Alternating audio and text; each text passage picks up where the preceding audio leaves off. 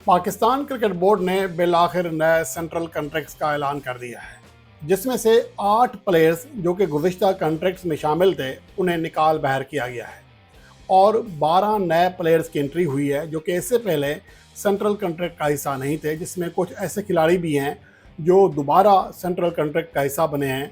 माजी करीब में वो हिस्सा रहे हैं लेकिन गुज़िश्ता साल बहरहाल नहीं थे।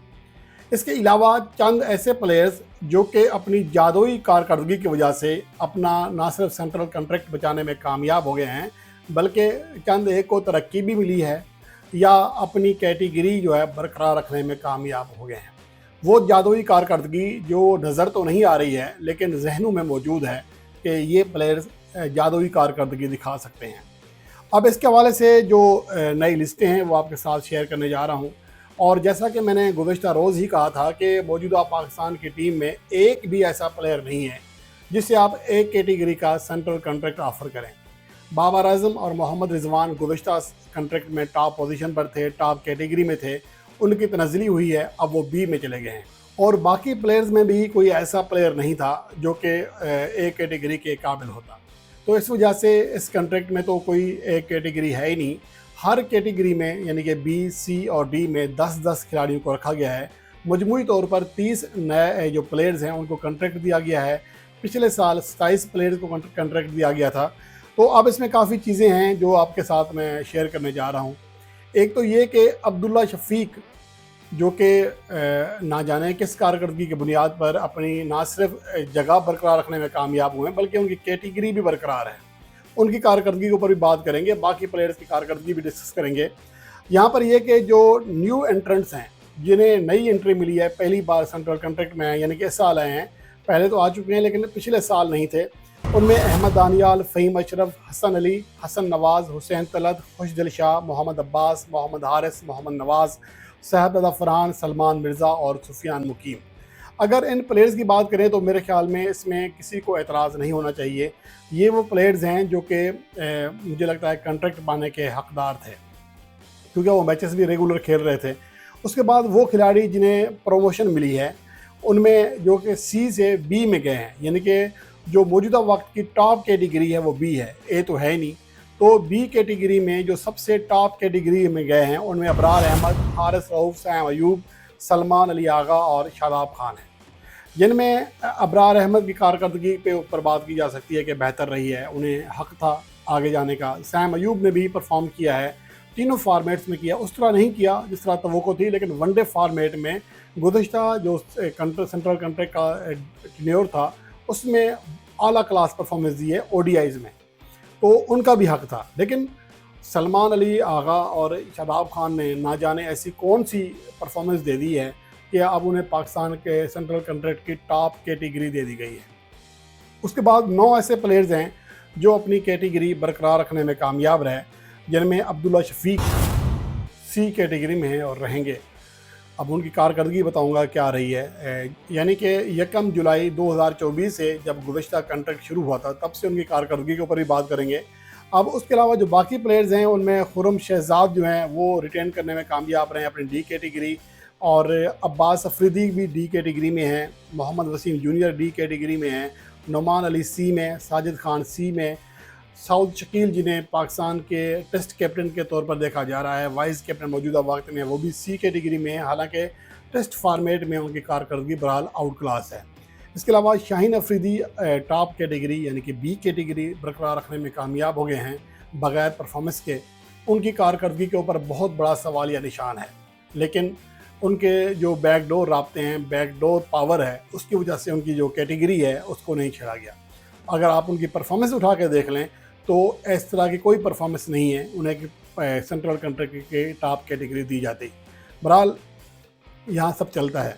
उसके अलावा 8 ऐसे प्लेयर्स हैं जो गुज़िश्ता सेंट्रल कॉन्ट्रैक्ट में थे लेकिन इस बार नहीं है, उन्हें निकाल बहर किया गया है। इनमें आमिर जमाल, हसीबुल्ला खान, कामरान गुलाम, मीर हमज़ा, मोहम्मद अली, मोहम्मद हुरैरा, इरफान खान और उस्मान खान हैं। इन प्लेयर्स में मुझे लगता है कि हसीबुल्ला खान, कामरान गुलाम और उस्मान खान, इनको ड्रॉप करके, इनको निकाल बहर करके सख्त ज़्यादती की गई है। ख़ास तौर पर कामरान गुलाम वो ऐसा प्लेयर है जो कि मौजूदा वक्त में सही मानों में एक ऐसा बैट्समैन है जो मिडल ऑर्डर में हर फॉर्मेट में, टेस्ट में भी, T20 में भी, वनडे में भी पोजीशन संभाल सकता है, खेल सकता है, साबित कर दिखाया है।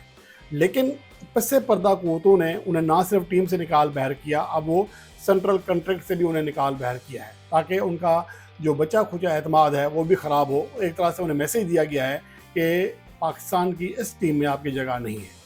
मुझे लगता है कि कामरान गुलाम के साथ ही ज़्यादती नहीं है, ये पाकिस्तान क्रिकेट के साथ ज़्यादती है। वो प्लेयर जिसने सिर्फ 2 इनिंग्स पहले धुआंधार इनिंग्स खेली हो, वो भी साउथ अफ्रीका के खिलाफ, उससे सिर्फ 1 इनिंग्स पहले अपने वनडे कैरियर की पहली सेंचुरी बना चुका हो, उसकी बाद सिर्फ 2 इनिंग्स में नाकामी के बाद उसे निकाल बाहर करना सरासर ज़्यादती है, सरासर। और दूसरी जानब ऐसे प्लेयर्स हैं जो कि 2-2 सालों से फेल हो रहे हैं, लगातार 3-3 मैचेस में 0 पर आउट होते, पूरी सीरीज़ में 0 पर आउट होने का रिकॉर्ड कायम करते हैं। वो पीसीबी की मौजूदा मैनेजमेंट की आंख का तारा है। उन्हें हर हाल में टीम में भी शामिल किया जाता है, सेंट्रल कॉन्ट्रैक्ट भी दिया जाता है, उनकी कैटेगरी भी बरकरार रहती है। तो ये जादू जो है, ये जादुई जो परफॉर्मेंस है जो नज़र नहीं आती है, ये वही दिखा सकते हैं। कामरान गुलाम, क्योंकि उनकी मुझे लगता है कि शायद इतनी ज़्यादा सोर्स नहीं है जहाँ से ताल्लुक़ होना चाहिए, जिस पावर के साथ शायद वो भी नहीं है, तो इस वजह से वो ज़्यादती का शिकार बन रहे हैं।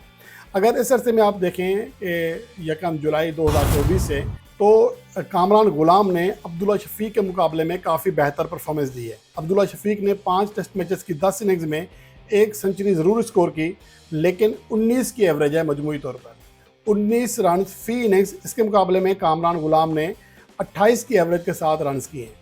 ठीक है, उनकी एवरेज आउट क्लास नहीं है, लेकिन 1 सेंचुरी भी है, 1 50 भी है, और कम से कम अब्दुल्ला शफीक से बेहतर हैं। अब्दुल्ला शफीक से बेहतर परफॉर्म करने में कामयाब रहे हैं।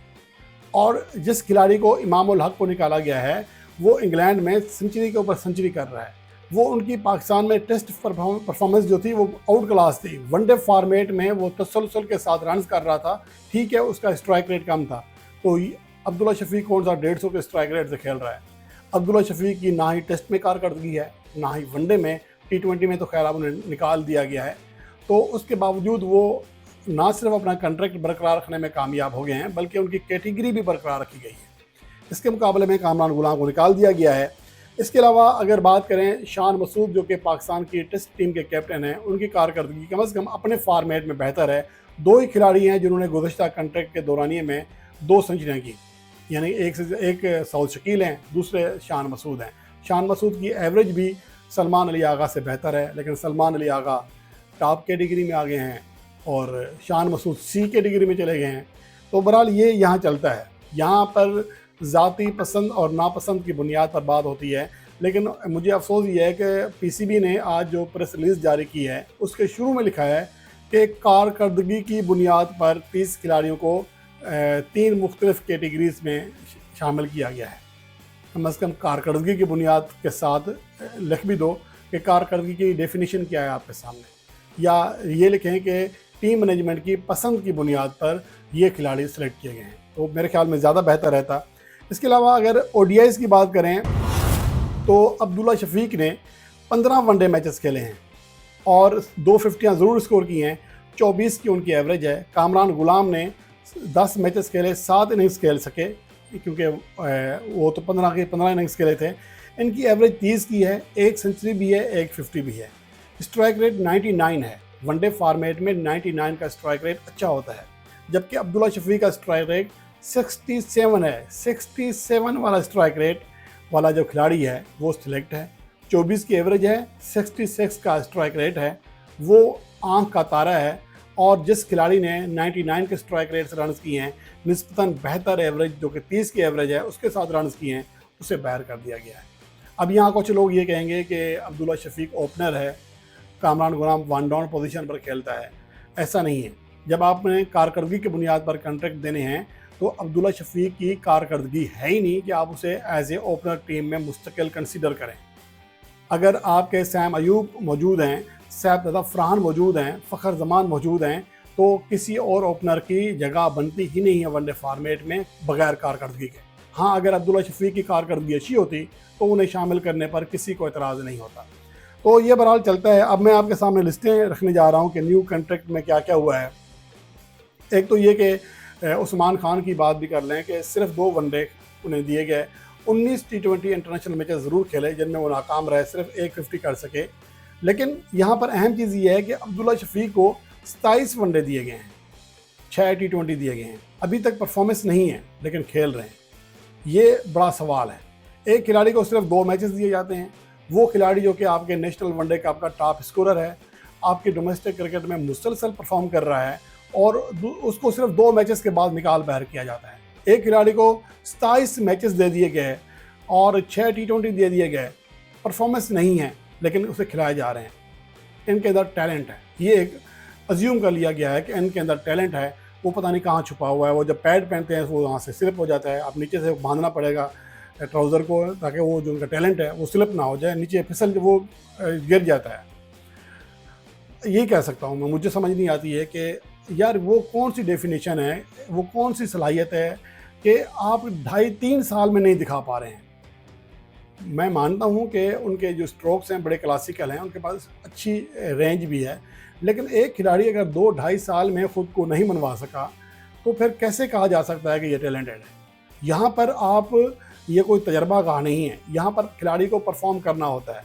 और मज़े की बात यह है कि टीम से मुसलसल 3 मैचेस में 0 पर आउट होते हैं, ड्रॉप होते हैं, डोमेस्टिक क्रिकेट में कुछ नहीं करते, फिर दोबारा शामिल हो जाते हैं टीम में, फिर परफॉर्मेंस नहीं देते, फिर शामिल हो जाते हैं, फिर परफॉर्मेंस नहीं देते, फिर सेंट्रल कॉन्ट्रैक्ट में आ जाते हैं।